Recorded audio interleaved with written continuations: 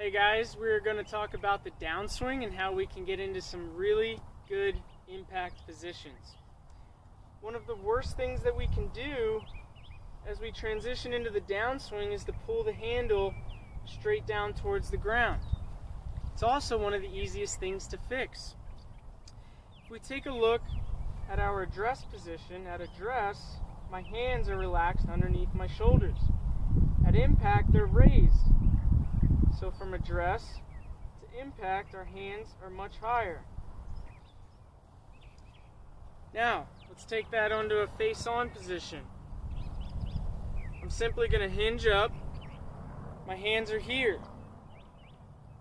This is where they'll be at impact. So here's my address position. This is where they'll be at impact. So how do we approach that? At the top of my swing, I want to be able to throw the club. And I know that you've always been taught not to cast the club or to throw the club early, but we can't hold on to it forever. You have to involve some type of throw, and that throw involves throwing the club towards the sky as the hands travel more towards the ball rather than down. So, here's what it looks like. From the top of our swing, we throw the club as the hands travel more along the green line here. We don't want to throw the club and have them travel down along red. So almost feel as if you're throwing the club on the high end of the green line and the hands are traveling down the low end. So from the top of the swing, we have to learn how to throw the club as the hands travel down along green. Here's a great way to combine that throw with getting into a great impact position. So from the top of my swing, I want to think about throwing that club head towards the ball behind me. I know you're thinking that's crazy and that you're going to hit behind the ball. Here's the fix. So combine that throw with the ball behind it and line up your shaft with this line. Combine this throw, line up the shaft.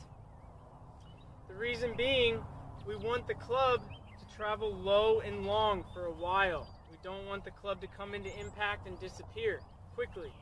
We want it to stay low and long against the grass, giving our best opportunity at a great impact and clean contact.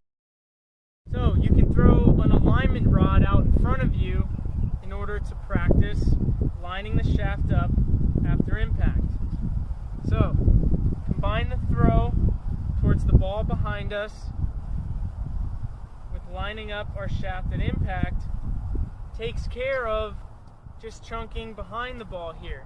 So even though our target throw is back behind the ball, it's meant to teach us how to stay low and long against the grass so we can get to this good impact position. The longer the club, the further back our target is that we're throwing the club. So for a driver, we're thinking about throwing the club towards that ball behind us as we get into our good impact position. As we get closer to our wedges, we want more attack angle. So our throw becomes a little bit closer to the ball. That way we have a better attack angle, a steeper angle, making correct spin on the ball. The longer the club, the more speed. With the driver, our target has to be back here because we want that driver traveling in the zone square for a long time, low and long against the grass. Follow up with a drill. Grab the club in the middle like this, come up to the top of your swing. I want you to combine that throw with the hands traveling along the green line as you come quickly into impact position. Combine the throw with the hands traveling along green, and we get to this position. If I drag the handle down, I get into this flippy position that we don't want.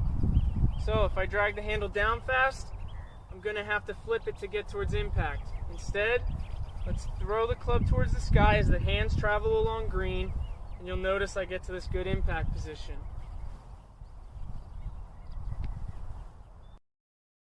When you put those things together,